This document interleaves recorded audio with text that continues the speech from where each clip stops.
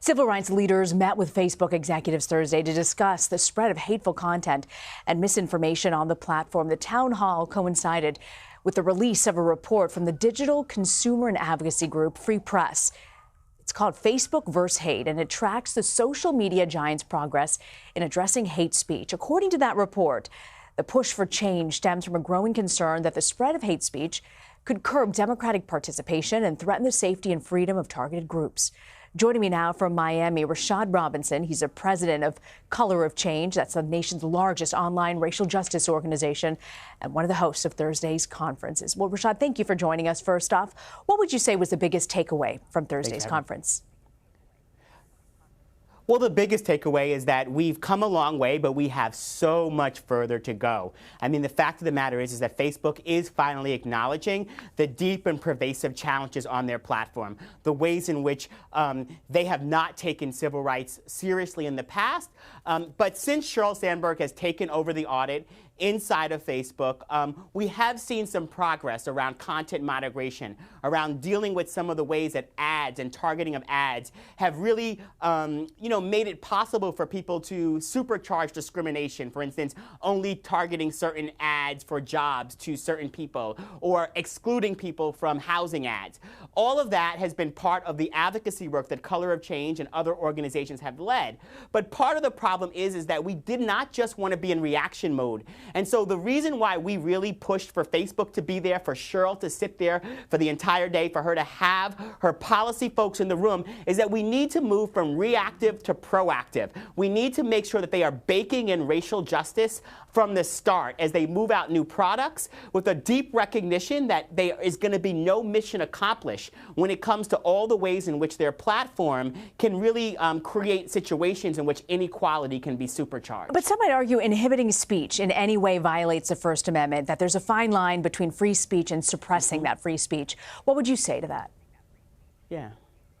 Well, the First Amendment is about not getting locked up for saying something that someone finds intolerable. Freedom of speech is not freedom from the consequences of speech. You can't go into a crowded room and yell something. You don't get free pass to say whatever you want. And quite frankly, Facebook as a platform actually has a responsibility to ensure that people are protected and safe on their platform, to ensure that misinformation isn't spread or treated the same. And unfortunately, it's not just about sort of the playing field of information. What we've recognized from study after study is that the algorithms inside of Facebook actually reward some of the most salacious, some of the most untrue statements to travel much quicker than the truth. There's an old saying that the truth is only getting up after a lie can kind of get all the way around the world. And so the fact of the matter is that the algorithms on these platforms, the ways in which different type of behavior is incentivized,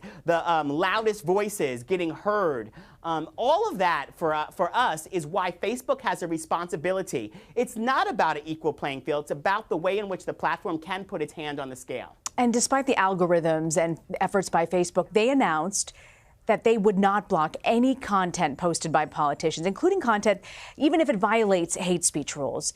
Its new rule will even protect politicians if they try to fact-check posts. Does that bother you? Well, it's actually it's a huge, huge problem. And so for the viewers, I really want to kind of understand this. On one hand, Facebook says that they're going to stomp out voter suppression. Maybe the type of things where someone posts something that says you can vote via text message, which we know is not true, or election day is the week after it really is. All the sort of dirty tricks that happen during election day. But they won't block it if a politician does it.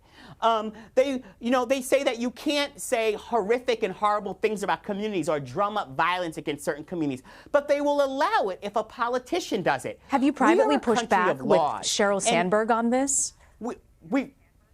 I have privately pushed back. I stood on the stage in front of her and pushed back. I sat next to her the whole day on Thursday and talked to her about that multiple times. And what was her response? What did she have to say, Rashad? Right now,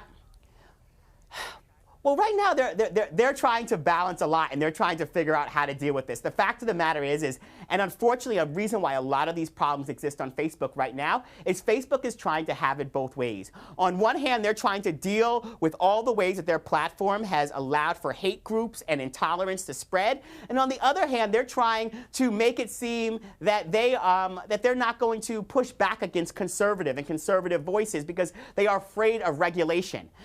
The fact of the matter is, if you don't stand for something, you stand for nothing.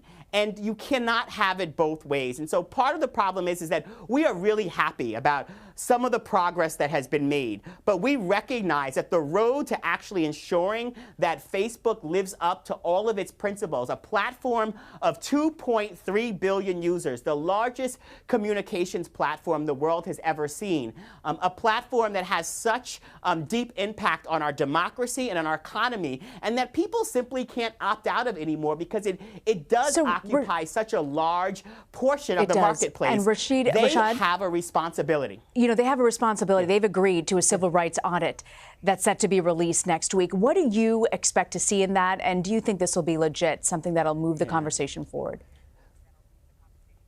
Well, this is the third section of the civil rights audit. We at Color of Change actually was the first organization to demand that audit, and we actually ended up having to push them very hard to start releasing it.